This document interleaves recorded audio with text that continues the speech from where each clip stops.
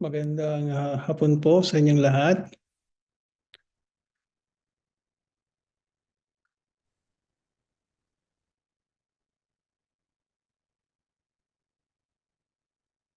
Naririnig po ba ako? Naririnig po. Thank you. Yes po sir, dinig na dinig po. Okay. So maghintay lang po mga 1-2 minuto at baka may ibang darating pa, habol pa. At tayo rin ho ay magse-set up ng Facebook Live para po sa ibang mga kababayan natin na hindi po makasama sa Zoom, sa ating Zoom room. So dahil po limitado lang yung pwede nating accommodate sa ating Zoom meeting. So mga 1-2 minuto lang po, hintayin natin.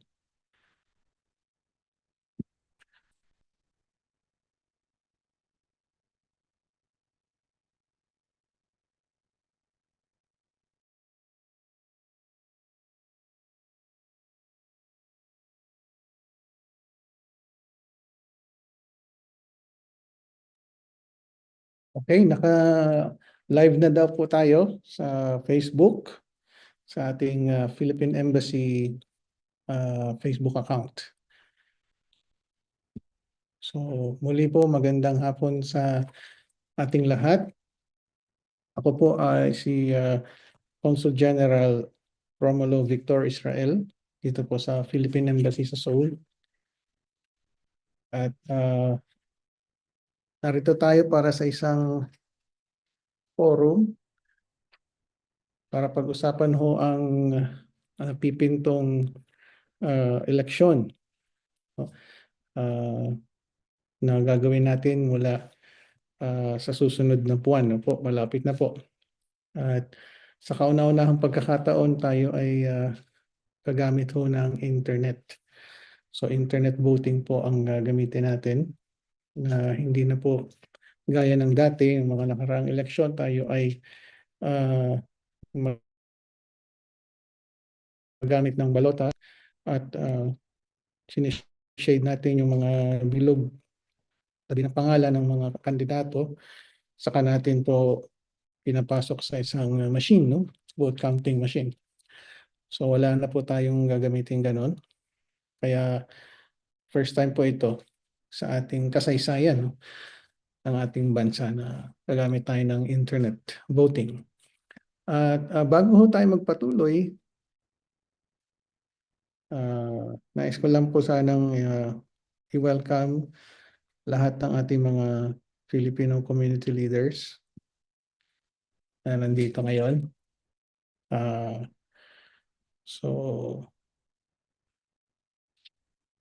At hindi lang po galing sa Korea. Okay, meron po tayo mga Filipino community leaders na galing din ng Mongolia. Okay, very quickly po tingnan lang po natin yung mga ilang organizations, no, na nandito ngayon. Although okay, ito na po si Miss Grace Tandingan, bumabati from Mongolia. Mr. Elmon Ray. Okay. So kung may tatanong ninyo, ang Mongolia po ay nilagay po sa ilalim ng jurisdiction.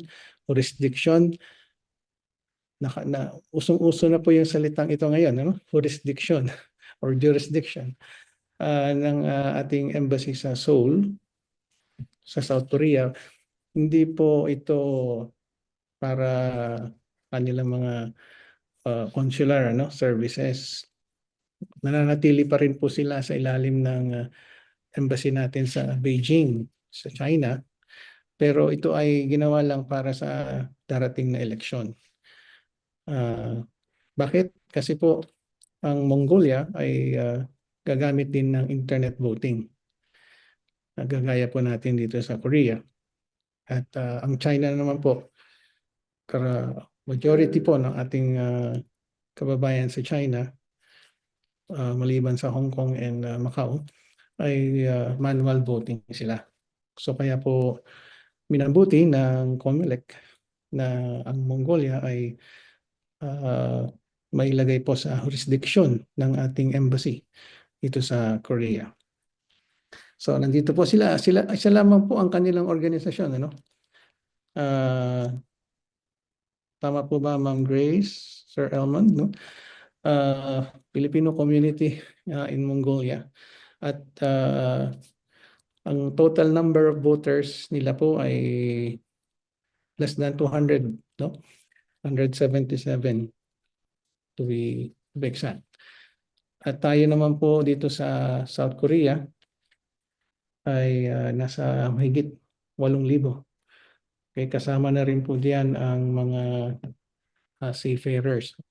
Seafarers po na nakarehistro sa ilalim po ng ating embassy. So, meron po tayong 8,191 land-based na voters dito sa Korea. At may 478 na seafarers for a total of 8,669. So kasama na rin po natin, of course, ating mga kababayan dito sa South Korea. Ito po from Jeju, ang ating WAO, Jeju, WAO, no? Led by Miss Marisa Conde. If you want, para madali kayo makilala at ma-introduce, pakilagay po yung name and your organization sa inyong name. Ano po? Unahin ko na yung aking sarili. Ako pala ay pangalan ko rito ay June Israel lang. But anyway, sa mga nakakilala po siguro, so hindi ko na po papalitan. Ano? June Israel po ang aking palayaw. So, June, okay. And then, of course, Pastor Jones, kasama sila rito. Kasama ko. Mr. Richard Magsino, Chairman of Kapit Bisig Organization. Okay.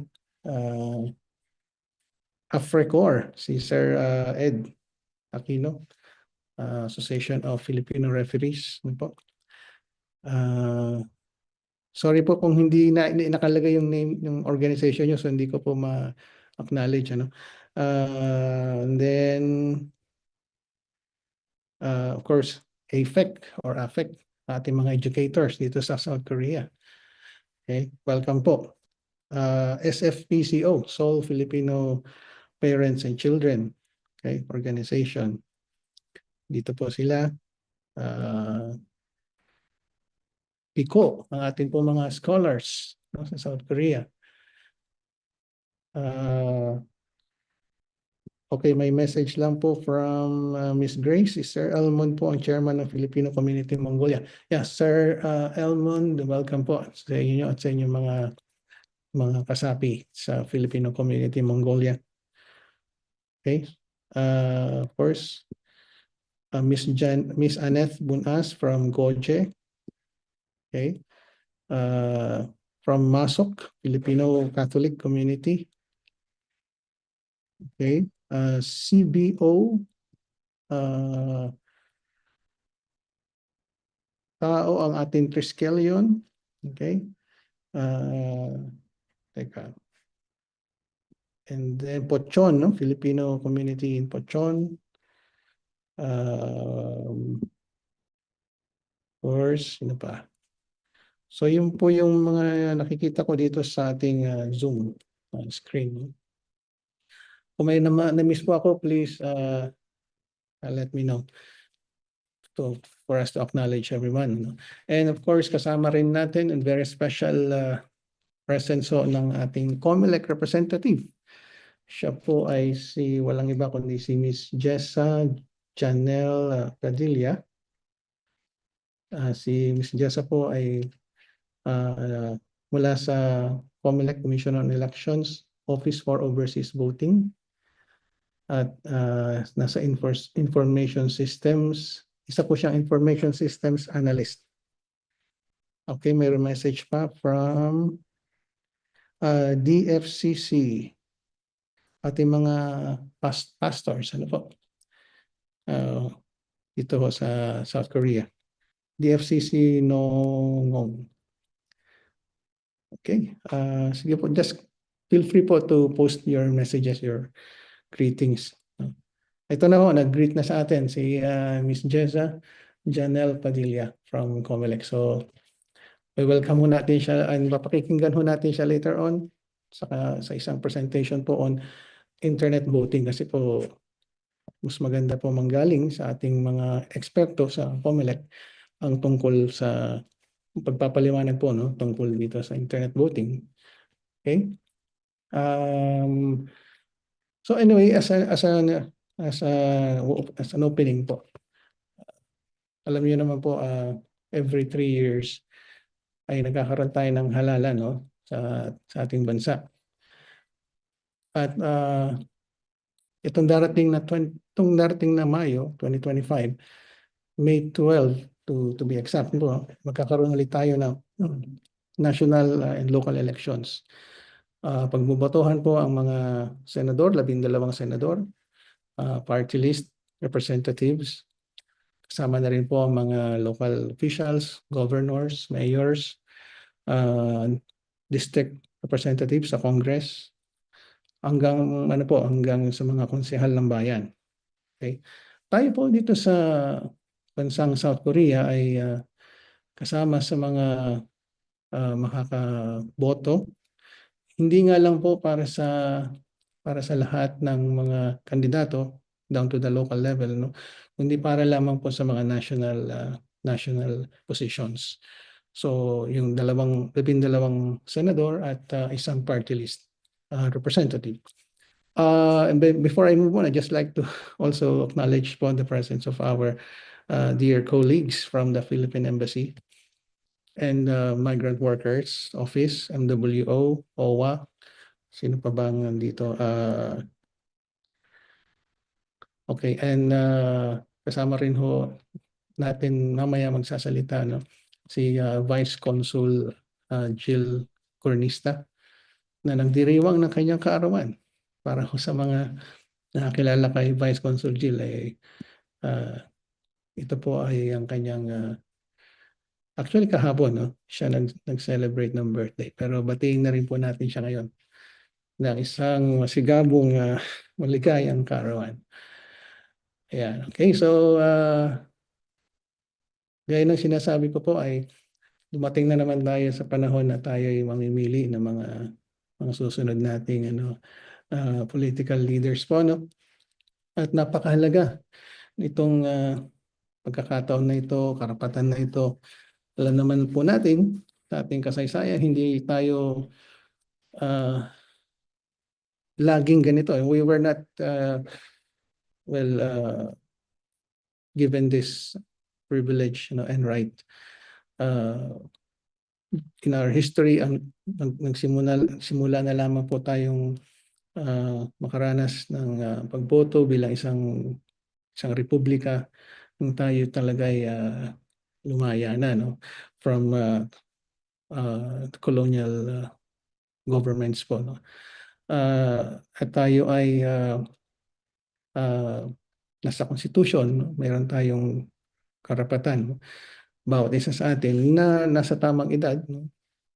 Okay, na pumili ng ating mga magiging leader.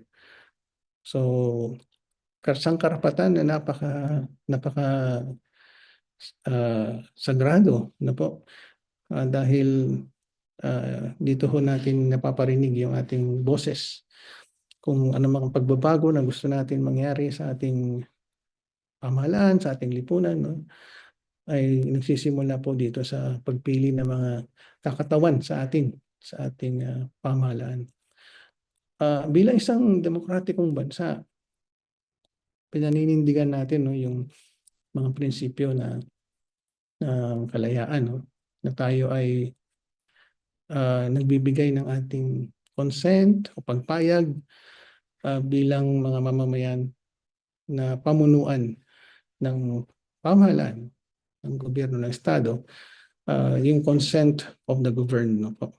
Napakahalaga po yun na isang prinsipyo bilang isang demokrasya.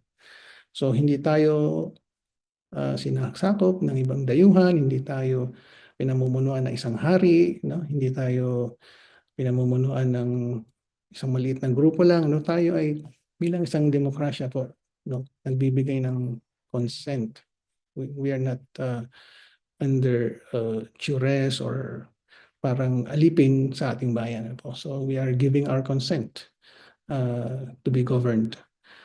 And that's one. And secondly, yung equality po, bawat isa, mayaman, mahirap, nag-aral o hindi, maganda or hindi maganda, gwapo o hindi gwapo, ay may ano po kanya, may pantay-pantay na karapatan at tinig. So, one man or one woman, one vote. Ito po ay ang isa sa mga pinaninindigan nating prinsipyo bilang isang demokrasya. At dito natin no nagagamit yung yung ating kapangyarihan na nasasaad po sa ating konstitusyon. Ano?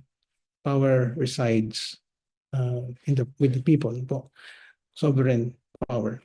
At pinapahiram natin, pinapagamit natin yung power na ito sa mga leader ng ating bansa. So napaka sagrado talaga itong karapatan na ito. Hindi man natin siguro ipapanalo kung sino man yung kandidatong gusto nating iboto dahil tayo nag-iisang boto lang, ano? Pero yung pagtupad natin sa ating tungkulin na bumoto, may pahayag natin yung ating mga saloobin, mga paniniwala, no? At makasama tayo sa pagpapalakas ng demokrasya ng ating bansa by participating in the elections. Yun po ay napakalakas na motibasyon para sa atin na bumoto. At sa mga, yun nga po, sa mga nakakaalala sa ating kasaysayan at sana hindi makalimutan, no? Yung mga pinaghirapan ng ating mga ninuno, mga bayani, kung sila po ay napapaalipin pa or nasa ilalim pa ng mga colonial governments, no? Ng Espanya, kahit na nung panahon ng Amerika, no? Yung ating mga pinaglaban noon ay hindi masasayang o may sasantabi dahil tayo ngayon na nagtatamasa ng mga kalayaan na ito ay binibigyan natin ito ng halaga at pinapakita natin sa ating gawain, no, sa pagboto. Gaano man ito kahalaga ng pagboto ay siyempre hindi rin naman ho mananatili lamang sa pagboto ang pagpapatibay at pagpapahayag ng ating demokrasya. No? Hindi naman natatapos sa eleksyon ang ating pong pagiging isang demokratikong bansa or free and democratic society, no? Lalo na po kung tapos ng eleksyon, marami pa tayong pwedeng gawin, no? Para maipakita ang ating o ma-exercise natin ang ating mga karapatan bilang malayang mamamayan at sa ilalim ng isang demokratikong pamahalaan.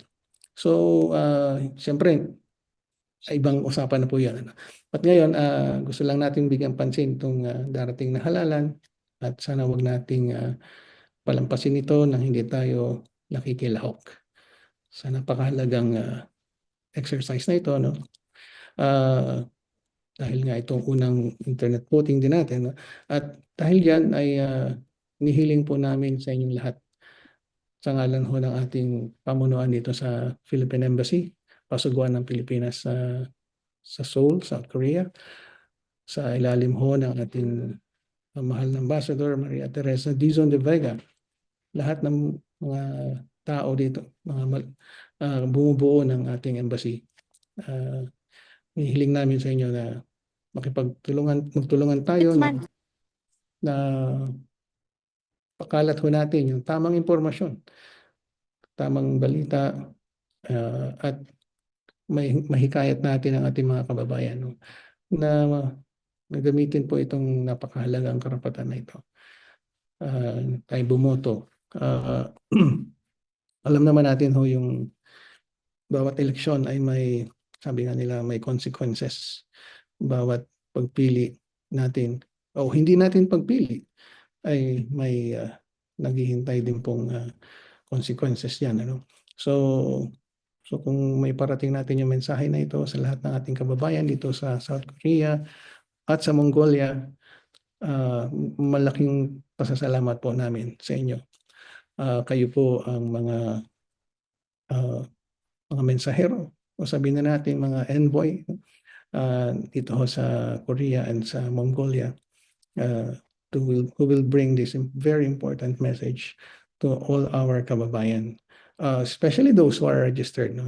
So hindi naman po natin siyempre bibigyan ng pagkakataon, panahon yung iba na makaboto kung hindi naman po sila registered.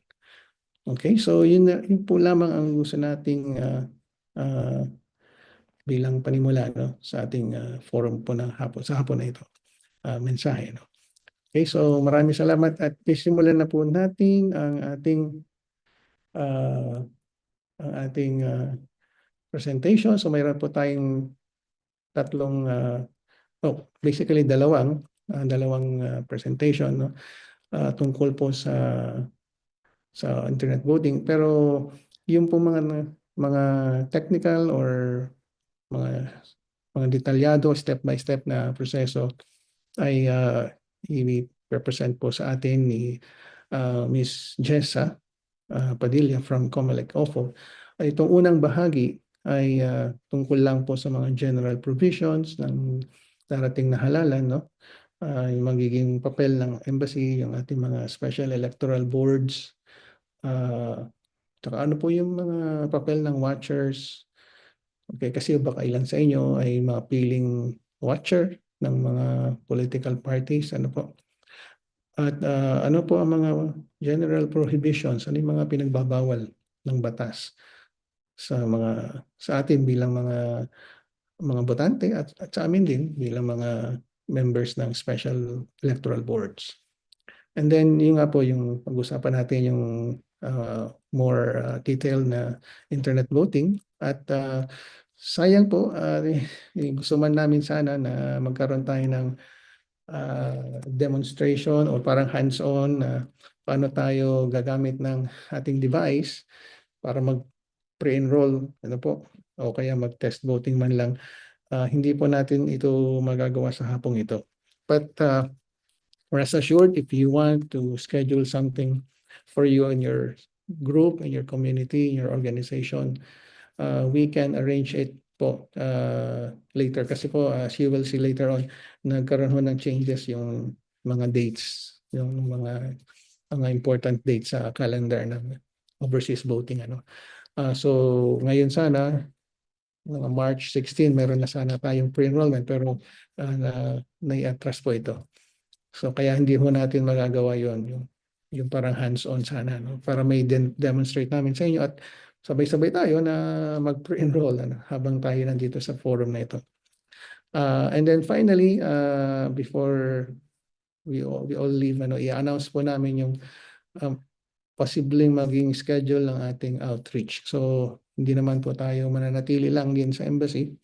We will continue yung ating information campaign and we will also bring closer to our people in Korea and even in Mongolia, sa mga taga-Mongolia. Huwag kayong mag-alala, we will visit you po. Dadalhin din po natin ito sa inyo, yung paano kayo, para ma-assist kayo sa pag-enroll at kahit sa online voting na rin. So kung may mga nangangailangan ho ng assistance. Okay? So yun po yung magiging daloy natin sa hapon na ito. 2 presentations and then of course kung may mga questions po, we are free to ask any questions that you want. And then finally yung schedule po. Parang going forward until matapos po natin yung election sa May 12. Okay? So maraming salamat po and Sir Jet, maybe siguro ho kung may kaya ba natin mag-photo op? Kaya ba natin mag-isang group photo dito sa Zoom bago tayo magsimula sa ating presentation?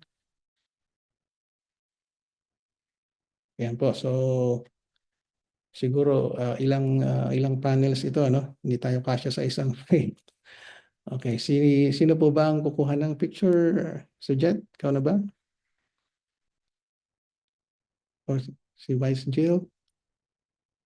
Ako na lang po. Sige Okay. po.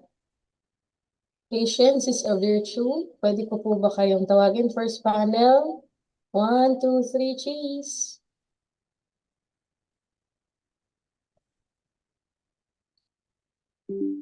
Saglit lamang po. Paano pa tayo yung pangalawang panel?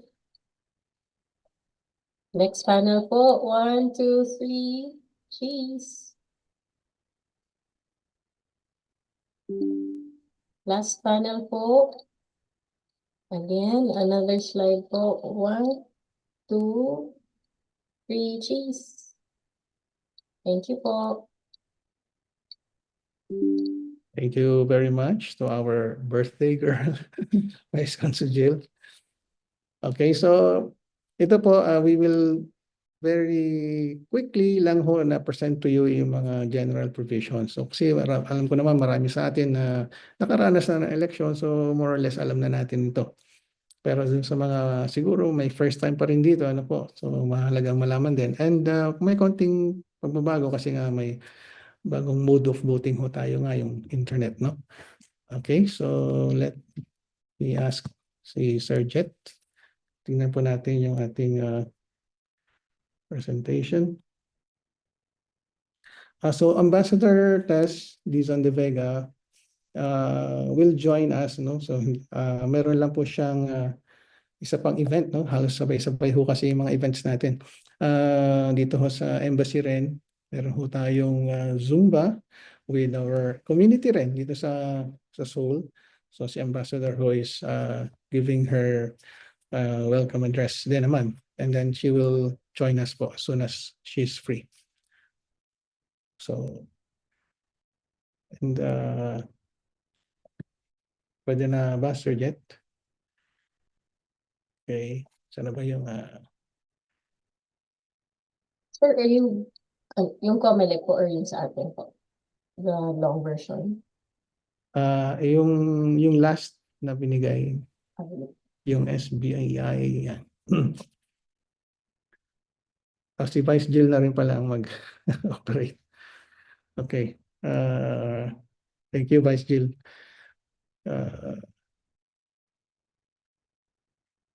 Ito pa, no? So, mabilisan lang, and then po, kasi we need more time ho siguro doon sa internet voting talaga. Alam ko, yun ang karamihan sa atin, yun ang andun ho interest natin, di ba?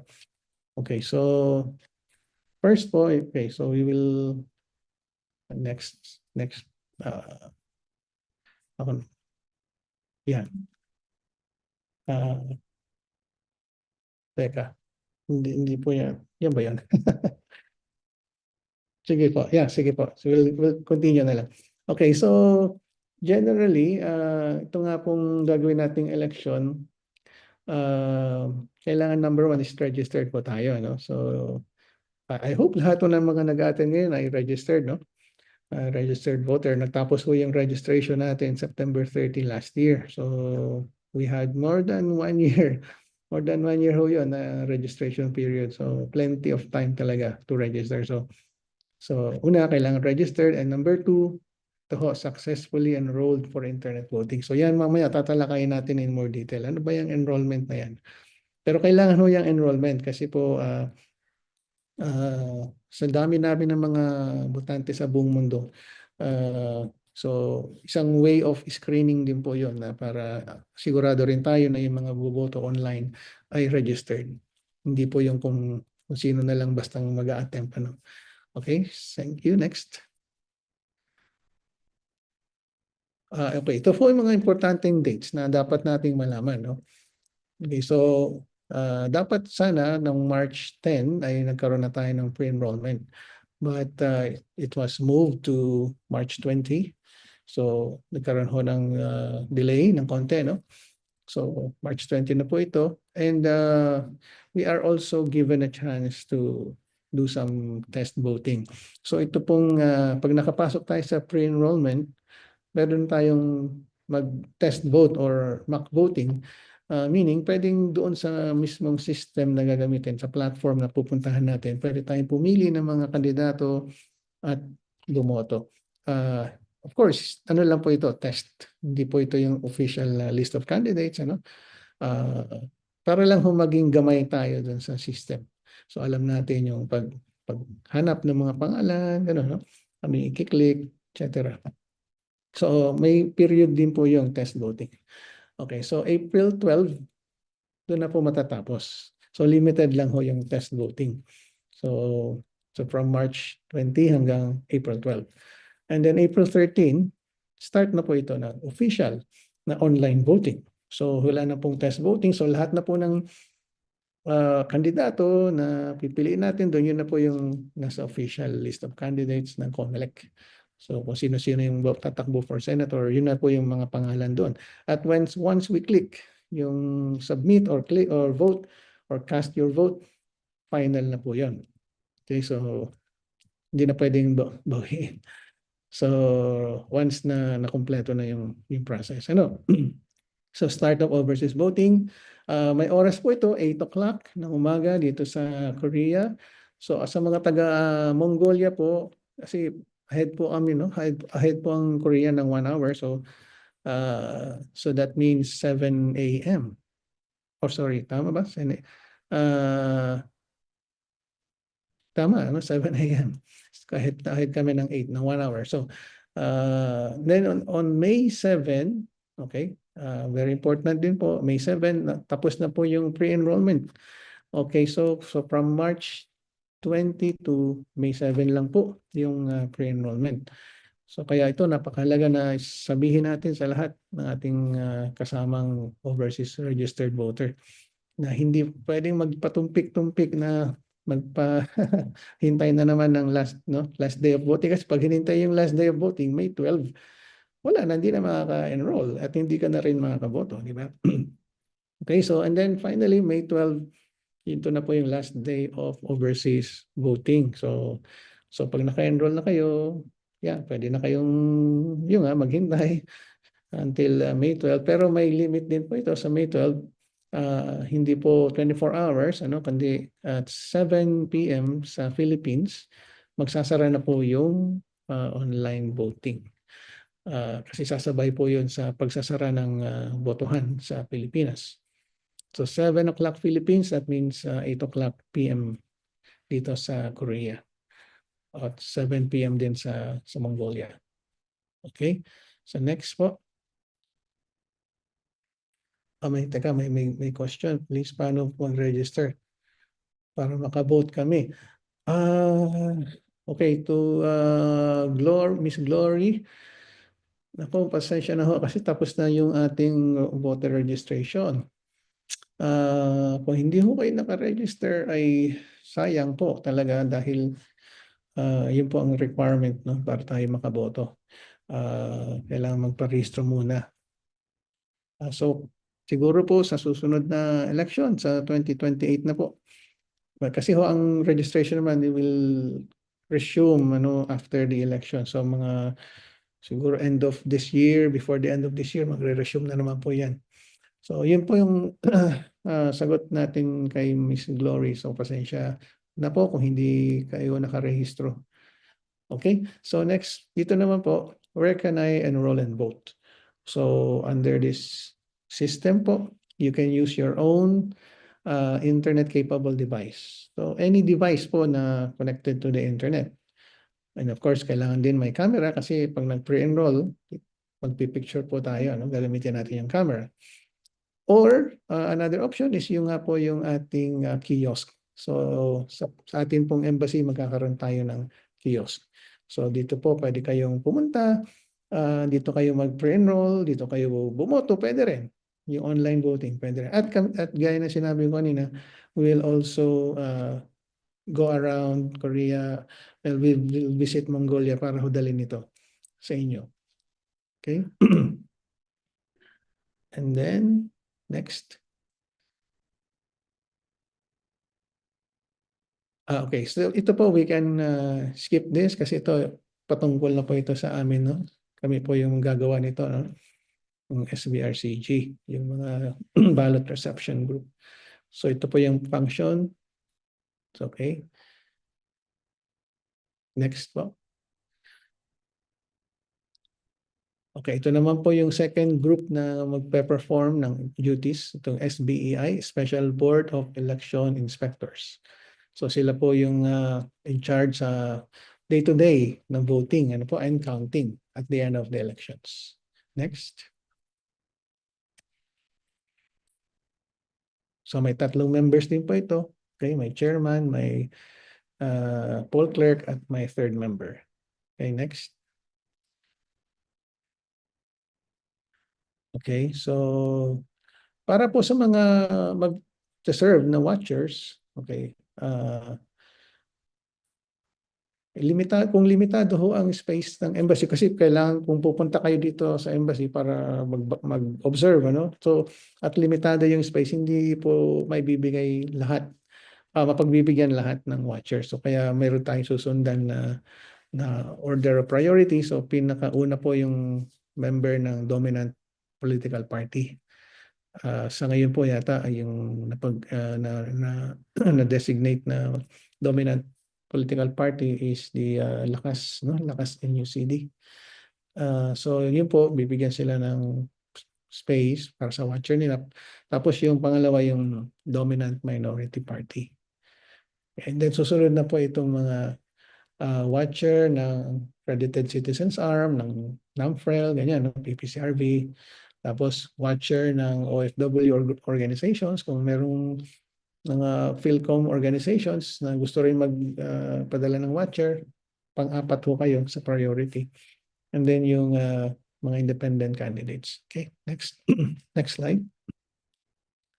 So ito po yung magiging qualification. Hahanapin ho natin to sa mga watchers. Ano? So hindi po pwedeng maging watcher dito sa Seoul, for example, yung nakatira sa Mongolia. Ayun po, kailangan. Kung nasa resident kayo ng Mongolia, doon lang po kayo pwedeng maging watcher. May mga Korea, ganun din. So, good moral character, walang conviction of any election offense, able to read and write, no? English or Filipino, tapos walang kamag-anak doon sa mga embassy personnel or officials, no? Na mag-serve sa mga electoral boards. Okay po, so next slide. Ito po yung mga karapatan ng watchers of witness and inform themselves of the proceedings, take note of what they see or hear. Next slide.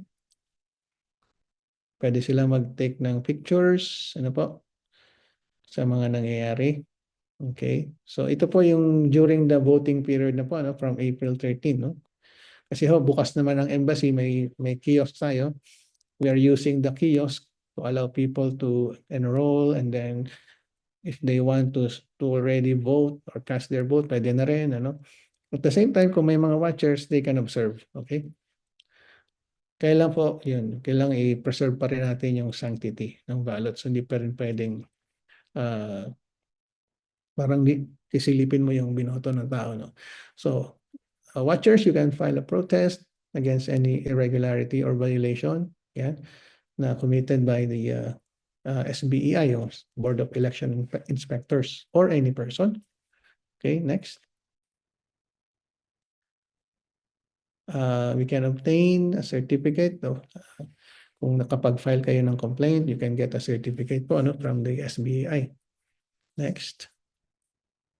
Kung na-resolve man or hindi, well, hopefully ma-resolve naman yung protest ninyo. No?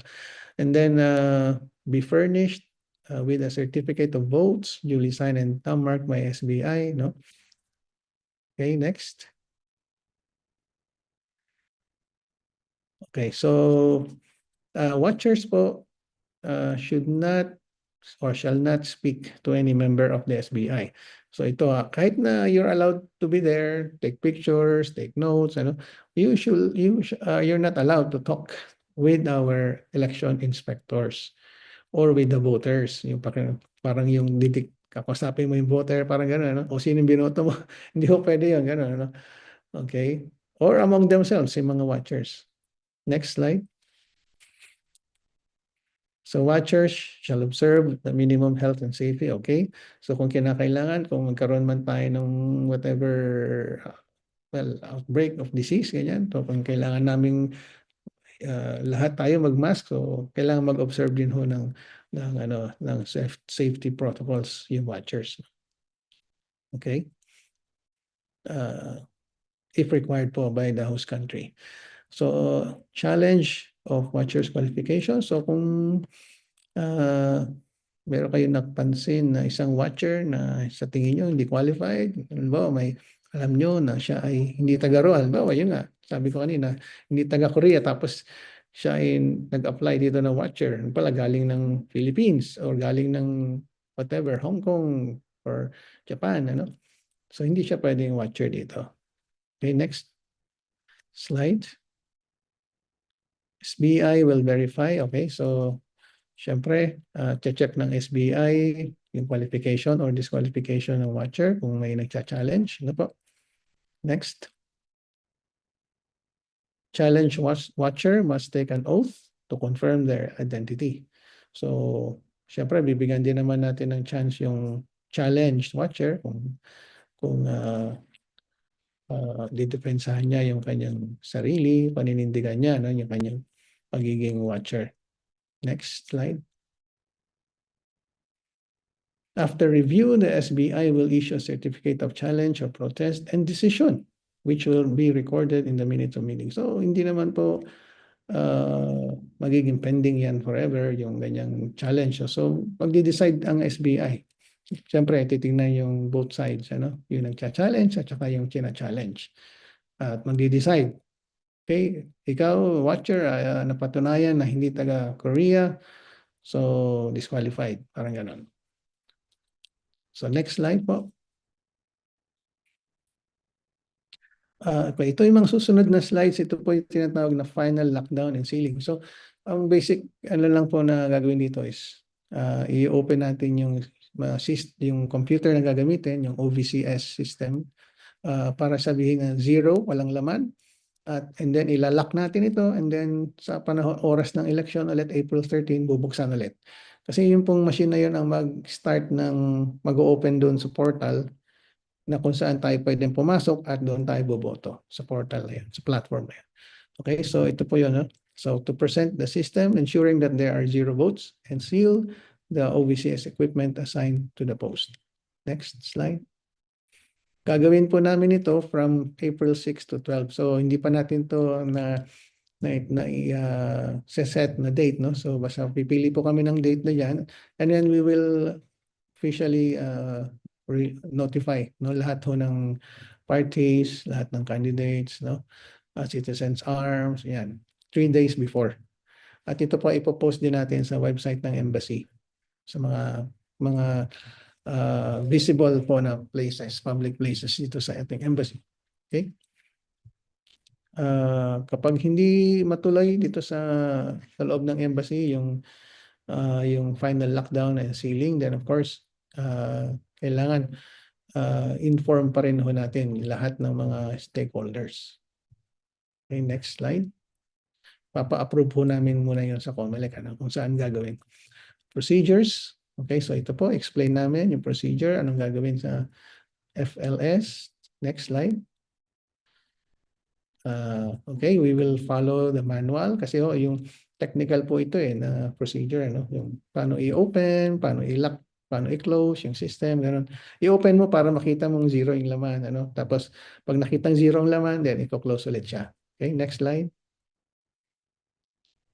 Yun, sa shutdown na po kapag nakita na nga na nakita natin, napatunayan na natin in the presence of watchers na wala nga pong laman yung system. Next. Next slide. So, tapos gagawa po ng report yung SBEI. SBEI po palang gagawa po nito, no? Okay, and then ilalagay yung report sa isang sealed envelope. Okay, isa-submit sa SBRCG. Okay, next slide. SBRCG po sila yung parang secretariat or tagahawak ng mga importanteng documents and equipment. Okay, sisil po ito ng ating SBEI with a paper seal. Next slide. Okay, next slide. So we will allow watchers to also seal the envelope. So kung meron kayong mga sarili niyong seal, yung mga watchers po na mag-attend, no? You can also place your seal on the envelope doon sa kung saan nakalagay yung minutes. Next slide. Yan, yung mga talagang seals. Ano? Literal na seals. Okay, tapos yung return the sealed and OBCS equipment and envelope to the SBRCG. So yung equipment po, yeah, basically parang computer lang po siya no, na ilalagay ulit sa box niya at ibibigay sa SBRCG. At as I said, gagamitin ulit yun sa pagsisimula ng voting. Question lang po, no? Ibig sabihin po ba from Masok, pwede po ba pumunta sa embassy para bumoto kung ayaw online? Yes po, pwede. Okay, pwede po. May isa pang question. Kung hindi ka registered voter, pwede bang watcher? Nandun ho sa qualification kanina na binasa natin. Ano? So kung nakalagay naman po doon, kung ano yung, kung hindi naman ho required, basta Filipino, no? Sabi doon, able to read and write, di ba? So basta resident ka lang po nung lugar na yon kung saan ka magwa-watcher. Okay, next. Okay, so yun po yung minutes, lahat ng nangyari during the FLS, ilalagay sa minutes. Okay? Record po yon. Next. Okay, as I said, bubuksan ulit po yun. Let's say April 6 po natin ginawa yung final lockdown ng sealing. So after April 6, so isang linggo na naman after that, April 13, i-open na naman natin yan. They shall be opened for voting not earlier than 8 o'clock in the morning. Okay? In the presence of watchers, again, if any. So next po. Okay. Okay, so kung gusto niyo pumunta sa embassy, you're welcome ho. 30 days po tayong open, ano? From April 13 to May 12. So wala hong patlang po yan kahit weekend, no? Kahit holiday. Magkakaroon tayo ng, di ba, ng Holy Week. So kahit po may Holy Week, i-open ho namin ng embassy. Pero 8 hours lang naman po per day. Hindi naman po siguro kailangan na tayo nandito ng 24 hours. Ano? So as I said also, we will go around, magkakaroon ho tayo ng schedule din po ng outreach. No? Dadalhin din po natin yung ating kiosk. Okay, pero hindi mapuputol. So mamaya makikita niyo. So while we are out of the embassy, meron pa rin yung kiosk open pa rin sa embassy. So enrollment for online voting. Ito nga po, ina-mention na natin kanina. So, kailangan mag-pre-enroll tayo muna. Next. Okay, manner of pre-enrollment. Yun po, yung either using your own device or using the kiosk at the embassy. Okay, next. Okay, how to enroll. So, we have to go to the link provided by the COMELEC. Ano? So, ang mangyayari po on, let's say, kailan bang start? Start ng pre-enrollment March 20. No? So, March 20, maglalabas si COMELEC ng kung ano yung link na gagamitin para mag-pre-enroll. Tapos, ibabato rin ho sa amin yun. Kami rin naman, ibabato rin namin sa lahat, no, sa mga kababayan natin. So, pag available na po yung link, so anyone can go to that link. Anyone who is registered, ano po, hindi naman pwede yung hindi registered, no? Can go to that link at yun nga, follow the step-by-step procedure. Yun nga po, follow the instructions indicated in the portal. No? So voters will be required to input their registration information and scan any of the following IDs, no? Passport, driver's license, seafarer's book, IBP, yung mga lawyers po natin, and yung PhilSys ID. So 5 klaseng IDs lang po ang tatanggapin. So tandaan din po natin ito, no? Mahalaga rin po ito for our info campaign sa ating mga kababayan. So lahat naman po siguro may passport. No? Hindi naman tayo makakalabas ng Philippines kung wala yan. No? Passport. Driver's license, so marami rin sa atin meron yan. No? Seafarer, sa mga seaman lang naman po yan. Ano? IBP, of course, sa mga lawyers lang to. And then yung PhilSys, ito, marami na rin meron ito. PhilSys ID. No? Ito madami na rin po. No?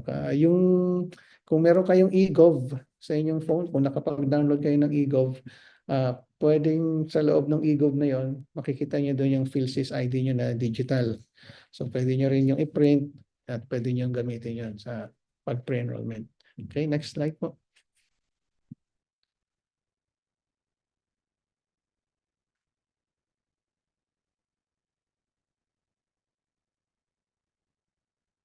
Okay. Oh, sorry. Balik po muna. Okay, habang nag-pre-enrollment po tayo, ang ating embassy naman through the SBEI, yung Special Board of Election Inspectors, can assist voters who want to enroll at post during the or during the field or mobile registration or voting activities. So yun nga, siguro may mga kababayan tayo na nangangailangan ng assistance. So pwede ho tumulong ang SBI sa inyo. Okay? And ito po, itong manually verified voters who were unsuccessful in enrolling themselves. May mangyayari kasi na pwedeng yung halimbawa lang, example lang po, yung sa ID natin, na-scan natin yung ID natin, tapos parang hindi masyado malinaw yung pagkaka-scan or pagkaka-picture. Tapos magiging resulta po ng ating pre-enrollment ay pending. Nakalagay po doon sa feedback na matatanggap natin, pending. So pag na-pending po siya, papasok po yun sa embassy, sa SBI, makikita po ng SBI pending siya, no? At pwedeng ang SBI na po mag-manually verify, titingnan na po ni SBI kung karapat dapat nga na kayo na makapasok doon, ma-enroll. So yun po, meron pong ganong function, no? Na parang manual verification. So hindi lang po kayo, wag lang kayong parang ma-upset kaagad o ma-disappoint kaagad kapag na-pending kayo kasi may pagkakataon pa na ma-pre-enroll po kayo. Okay, next. Okay, so gusto lang din namin bigyan pansin po, no, bigyan diin mo na since we are doing this internet voting, ang main talagang goal natin is, di ba, yung maging convenient yung election para sa ating lahat, no? Hindi nyo na kailangang mag-travel para bumoto. Hindi na kayo kailangan mag-absent sa trabaho para bumoto. Hindi na kayo kailangang magbayad na pamasahe o hotel. So kaya as much as possible, dahil lahat naman po tayo siguro 100% po siguro or 110% sa atin may mga phones, hindi lang isa, minsan dalawa, tatlo pa, no? At may mga iba pang gadget, may mga tablets pa. So gamitin na po natin yung mga gadget natin dahil maganda naman po ang internet connection natin dito sa Korea. Hindi ko lang po alam sa Mongolia kung ganun din po. Pero as much as we can, try natin po yung ating device. Ano po? So, at kung talagang yung maging unsuccessful pa rin, we will check po. May manual verification naman po, no, na available sa SBI.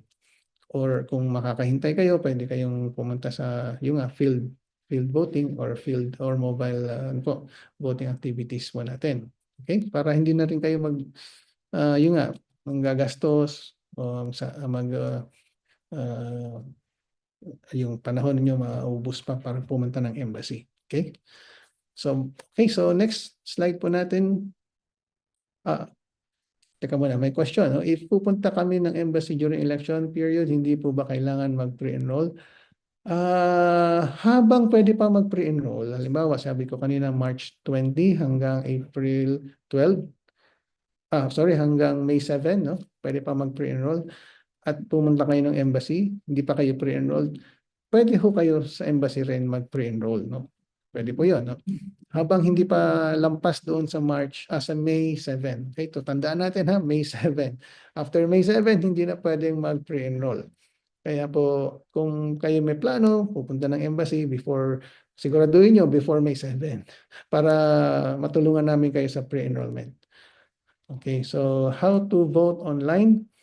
Voters may use nasabi na natin to kanina, di ba? Yung using your own device or using the kiosk. So, ulit-ulit natin para importante kasi yung information po ito. No? Okay, next slide po. Okay, may question din po ito from Facebook pala, no? Can the embassy send the link to the community leaders para sila na mag-disseminate their members? Link siguro ito sinasabi yung link for the pre-enrollment. Okay.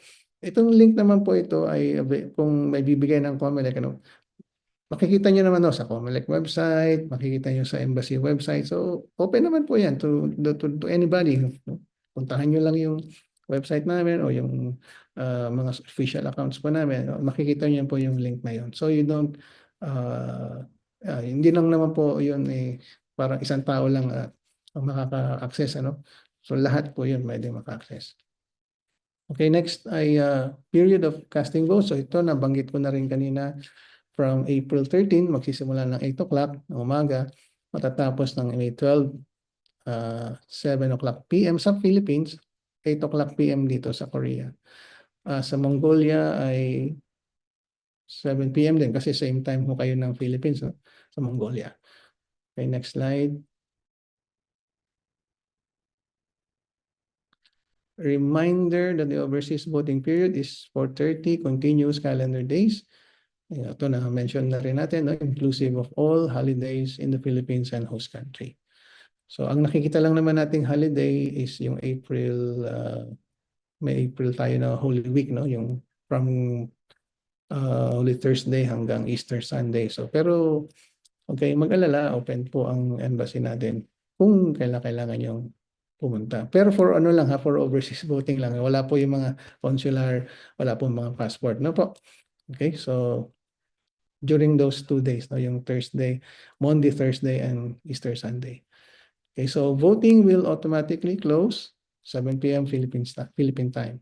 So voters can no longer enter the voting portal. Kung 7:01, doon ka palang pumasok sa portal, wala na, hindi na ho kayo makakapasok kasi lumampas na ng 7 p.m. But, ito, next slide, may but, mayroong ano, what if I am already inside the voting portal when the clock hits 7 p.m.? Halimbawa, pumasok kayo 6:58, 2 minutes before. Nakapasok ka sa portal, tapos inabutan ka ng 7 o'clock. Okay, meron pong 15-minute grace period, okay, to finish the voting. Okay, so 15 minutes lang naman po. So, huwag nyo na patagalin ng more than 15 minutes. Okay, so at exactly 7:15 Philippine time, said voter shall be automatically logged out. Oh, wala na rin po kayong may boboto kung sakaling nag-iSF-SF pa, umabot na ng 15 minutes, nag-iSF-SF pa rin, maabutan na kayo ng logout. No? So next slide po. Okay, what if some voters are still in line at the kiosk by 7 p.m.? Okay, sakali lang naman, may mga nandito sa embassy, dito sila pumunta para dito bumoto. But again, as we mentioned earlier, kaya sana po wag na natin siguro sino ang planuhin sa embassy pa bumoto. Kung kaya naman natin bumoto sa ating phone, sa ating tablet, sa ating laptop, ano. Pero kung sakali lang may tao dito na nandito sa embassy at dito nga sila bumoto ng araw na yun, nabutan din sila ng 7 o'clock ng gabi or 8 o'clock pa ng gabi dito sa Korea, no?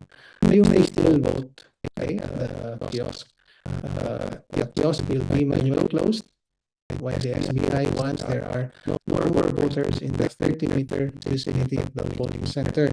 So yun po yung rule.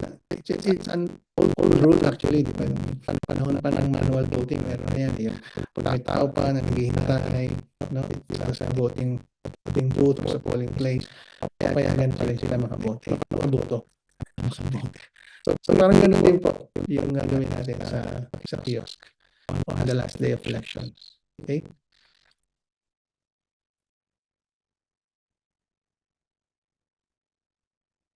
Okay, so at this point, let me ask para hindi naman puro boses pa lang marinig. Let me ask si Vice Consul G to continue to mga rules na lang to, ito rules and mga prohibitions until the last slide pa, no?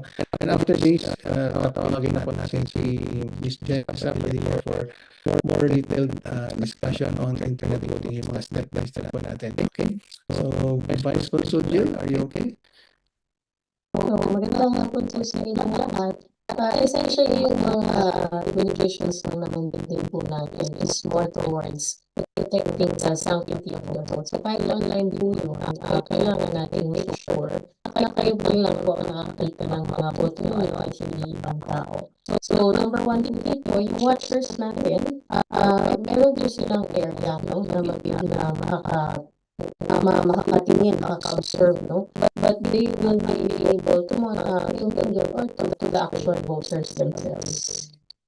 Pangalawa po dito, hindi rin po pwede i-reveal yung naman ng boto nyo kahit digital po siya. So, meaning kahit sa cellphone po, bumoboto kayo, hindi pwede i-marita sa katabi ninyo o kung kanina mo. So, kayo lang po dapat makakita ng boto nyo kahit digital.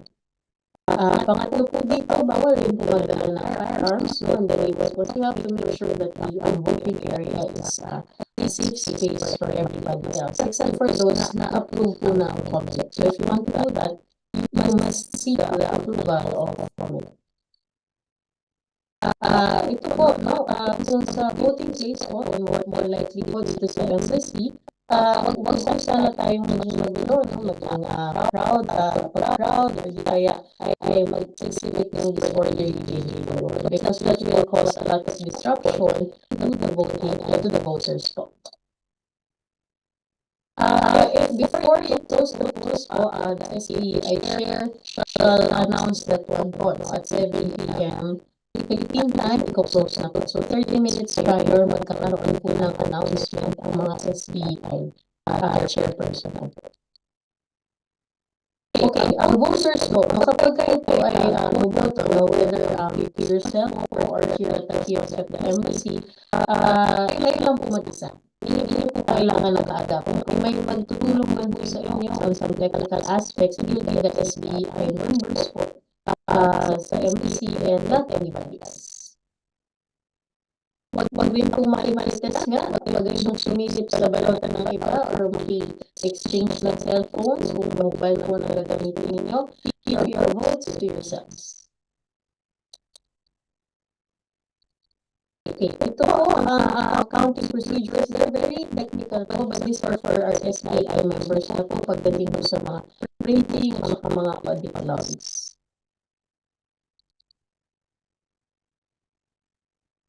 Yan. So, kung gusto niyo po malaman ang basis for election offenses, of course, on the Omnibus Election Code, also the Overseas Voting Act, RA 9189, on the Automated Elections Law, RA 8436. May time kayo sa kita. Now, so these are the punishables. Kung kayo po ay mag-influence or mag-attempt mag-influence ng ibang tao kung paano bumoto, no? Or hindi bumoto, that is a punishable act or an election offense. No? This involves a Philippine government officer or kami po mga empleyado ng gobyerno. Now, kung any person naman po, no, bawal rin pong pigilan ng ibang tao bumoto o magbigay ng false information. So that is an election offense as well. Kung kayo naman po ay makikipag-conspire o makikipag-conspire sa ibang tao to encourage them in giving false information or yung naman kaya mag-engage po sa vote buying or vote selling, yan din po ay isang election offense. Kung kayo po ay magnanakaw, hindi naman kaya magtatago, hindi kaya po mag-alter or maninira na kahit ano po balota or gamit po ng COMELEC or ng embassy pagpatuloy ang purpose po sa ating online voting, yan po ay isang election offense. So, hindi po pwede gawin ang mga kagamitan patungkol po sa online voting. Ito naman po ay para sa amin sa embassy, we cannot refuse our duties. Sa pilitan po ito.